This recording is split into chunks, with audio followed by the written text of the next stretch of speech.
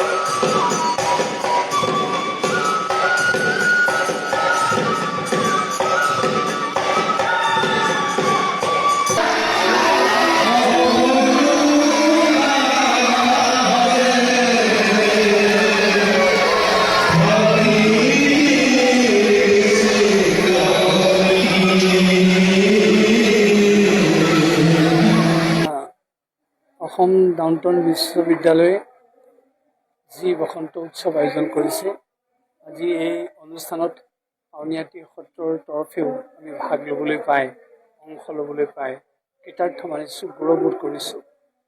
প্ৰকৃতাৰ্থত ক'বলৈ গ'লে বহু শিক্ষানুষ্ঠান আছে, সকলো শিক্ষানুষ্ঠানৰ উদ্দেশ্য শিক্ষা দান কৰা, জ্ঞান দান কৰা, কিন্তু তাৰ ভিতৰতে বহু বিশ্ববিদ্যালয়ে সাংস্কৃতিক পৰিৱেশটো ৰক্ষা কৰে। ইয়াৰ অন্যতম এটি উচ্চ শিক্ষা অনুষ্ঠান অসম ডাউনটাউন বিশ্ববিদ্যালয়।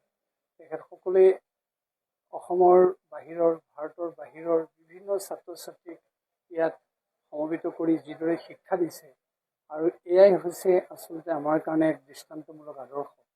কাৰণ আমাৰ শিক্ষানুষ্ঠানসমূহত সাধাৰণতে এটা এলেকাৰ ভিতৰত ছাত্ৰ ছাত্ৰী সীমাবদ্ধ হৈ থাকে, কিন্তু ইয়াত পৃথিৱীৰ বিভিন্ন প্ৰান্তৰ ছাত্ৰ ছাত্ৰী আহি ইয়াত শিক্ষা গ্ৰহণ কৰিছে, আৰু এই সুযোগটো ডাউনটাউন বিশ্ববিদ্যালয়ে দিছে।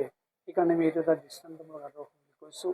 আৰু তেখেতসকলে কেৱল শিক্ষাতেই ব্যস্ত হৈ থকা নাই, শিক্ষা দিয়াৰ লগতে আমাৰ অসমৰ উত্তৰ পূৰ্বাঞ্চলৰ সংস্কৃতিৰ কথাও ছাত্ৰ ছাত্ৰীক জ্ঞাত কৰিবৰ কাৰণে অহৰ্নিশে চেষ্টা কৰি আহিছে। তাৰ অন্যতম উদাহৰণ আজি কাৰ্যসূচী। আজি যি বসন্ত উৎসৱৰ নামত তেখেতসকলে বিহু উৎসৱ পালন কৰিছে আৰু যি কাৰ্যসূচী লৈছে, তাতে আমাৰ মাজুলীৰ সংস্কৃতি আজি ইয়াত প্ৰদৰ্শনৰ ব্যৱস্থা কৰি দিছে। গতিকে এইটোৱেদি আমি ভাবোঁ যে আমাৰ বাহিৰৰ লোকসকলকো অসমৰ সমৃদ্ধ সংস্কৃতিৰ বাৰ্তা দিবলৈ সমৰ্থ হ'ব। গতিকে তেখেতসকল ধন্যবাদৰ পাত্ৰ, আৰু তেখেতসকলৰ চিন্তাধাৰা সঁচাকৈ ব্যতিক্ৰম। আপোনাসকলে গম পায়, যোৱাবাৰ আমি ইয়াতে দিল্লীত উপাধি গ্ৰহণ কৰিছোঁ, তেখেতসকলে আমাক দিল্লী উপাধি দিছে। কাৰণ ডাউনটাউন বিশ্ববিদ্যালয় ক'ত আৰু মাজুলী আউনীআটী সত্ৰ ক'ত, কিন্তু তেখেতসকলে তাৰ মাজতে আমাক বিচাৰি পাইছে। সেইটোৰ দৃষ্টিকোণেৰে আমি চাইছোঁ যে তেখেতসকলে নিৰ্ভীতম কোণত থকা লোকসকলক উলিয়াই আনিবলৈ চেষ্টা কৰে, সেই সন্মান যাচিছে। আৰু সেয়ে আমি ক'ব খোজোঁ যে অসম ডাউনটাউন বিশ্ববিদ্যালয়ে যি ধৰণৰ কাৰ্যসূচী গ্ৰহণ কৰি আহিছে, ই সময় সাপেক্ষ, সমাজ সাপেক্ষ, আৰু আমাৰ নতুন প্ৰজন্মৰ কাৰণে উৎসাহদায়ক এটা বাৰ্তা।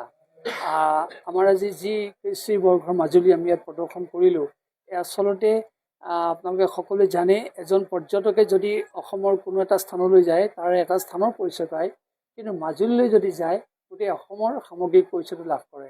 কাৰণ মাজুলীয়ে অসমীয়া জাতিক প্ৰতিনিধিত্ব কৰিছে আৰু সংস্কৃতিক প্ৰতিনিধিত্ব কৰিছে। আৰু সেইকাৰণে আজিৰ পৰা আমি 30 বছৰ আগতে এই কৃষ্টি বৰঘৰ মাজুলী নৃত্যনাটিকাখন লিখি উলিয়াইছিলোঁ যে অসমৰ ৰাইজে, উত্তৰ পূৰ্বাঞ্চলৰ ৰাইজে তথা ভাৰতৰ ৰাইজে জানিব লাগে যে মাজুলী কি, আৰু মাজুলীয়ে কেনেকৈ অসমীয়া জাতিক প্ৰতিনিধিত্ব কৰিছে। আৰু মাজুলীত গৰাখহনীয়া হৈছে, সাংস্কৃতিকভাৱে হৈছে, ভৌগোলিকভাৱে হৈছে। গতিকে যদি গৰাখহনীয়া হৈয়ে থাকে, মাজুলীখন যদি সঁচাকৈ কালৰ বুকুত নিচ্ছিন্ন হৈ যায়, তেতিয়াহ'লে অসমীয়া জাতি, অসমীয়া সংস্কৃতিক দিক বিদিক দেখুওৱা স্থানখন নোহোৱা হৈ যাব। সেইকাৰণে আমি সদায় ভাবোঁ Majuli is the backbone of Assamese society, and Majuli is the biggest river island in the world. সেইকাৰণে মাজুলী ৰক্ষা কৰিবৰ কাৰণে আমি এই পদক্ষেপ গ্ৰহণ কৰিছিলোঁ।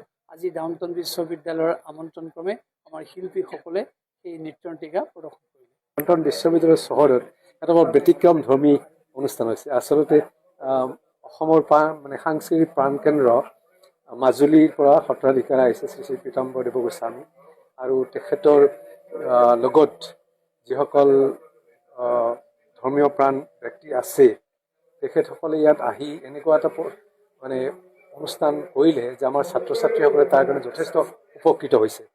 গোটেই যোৱা দুঘণ্টা সময় এটা বৰ সুন্দৰ মানে আপোনাৰ আধ্যাত্মিক পৰিৱেশ এটা সৃষ্টি হৈছিল। আৰু আমাৰ ইউনিভাৰ্চিটিত এইটো কৰাৰ উদ্দেশ্য এয়ে যে ইয়াত প্ৰায় 10,000 ছাত্ৰ ছাত্ৰী আছে অসমৰ বিভিন্ন প্ৰান্তৰ পৰা, আৰু নৰ্থ ইষ্টাৰ্ণ ৰিজনৰ ছাত্ৰ ছাত্ৰী আছে। তেওঁলোকে আচলতে মাজুলী মানে অসমৰ যদি সাংস্কৃতিক জগতখনৰ পৰা জৰ্জখৰ বিষয়ে জানিব লগা হয়, মাজুলীৰ বিষয়ে জনাটো অতিকৈ প্ৰয়োজন। আৰু আজি তেওঁলোকে বুজি পালে যে মাজুলীয়ে অতীতৰ পৰা মহাপুৰুষ শ্ৰীমন্ত শংকৰদেৱৰ দিনৰে পৰা তেওঁ অসমীয়া সাহিত্য সংস্কৃতি মানে আধ্যাত্মিকতা ধাৰা বহন কৰি আহিছে। আৰু এই ছাত্ৰ ছাত্ৰীসকলক এই নতুন আমাৰ পুৰণি দিনৰ কথাবিলাকৰ লগত সংগতি স্থাপন কৰাত যথেষ্ট সহায় হ'ব। আমি এই প্ৰগ্ৰামটো ভাবোঁ যথেষ্ট পৰিমাণে ফলপ্ৰসূ হৈছে। আৰু অহাকালি আমাৰ বসন্ত উৎসৱ মানে আপোনালোকে জানে যে প্ৰতি বছৰে আমি এটা ইউনিভাৰ্চিটিত ফেব্ৰুৱাৰী আৰু মাৰ্চ মাহত এই অনুষ্ঠান কৰোঁ। বম্বেৰ পৰা আমি শিল্পী আনো, কিন্তু এই বছৰ আমি আকৌ বসন্ত উৎসৱ আৰম্ভ কৰিছোঁ, য'ত আমাৰ অসমীয়া সংস্কৃতি বিশেষকৈ নৃত্য গীতৰ এইটো বিভিন্ন মানে অনুষ্ঠান পৰিৱেশন কৰা হ'ব। ছাত্ৰ ছাত্ৰীয়ে তাত মুকলিভাৱে গ্ৰহণ কৰাৰ সুযোগ পাব। অহাকালি 2টা বজাৰ পৰা সন্ধিয়া 6টা মান বজালৈকে।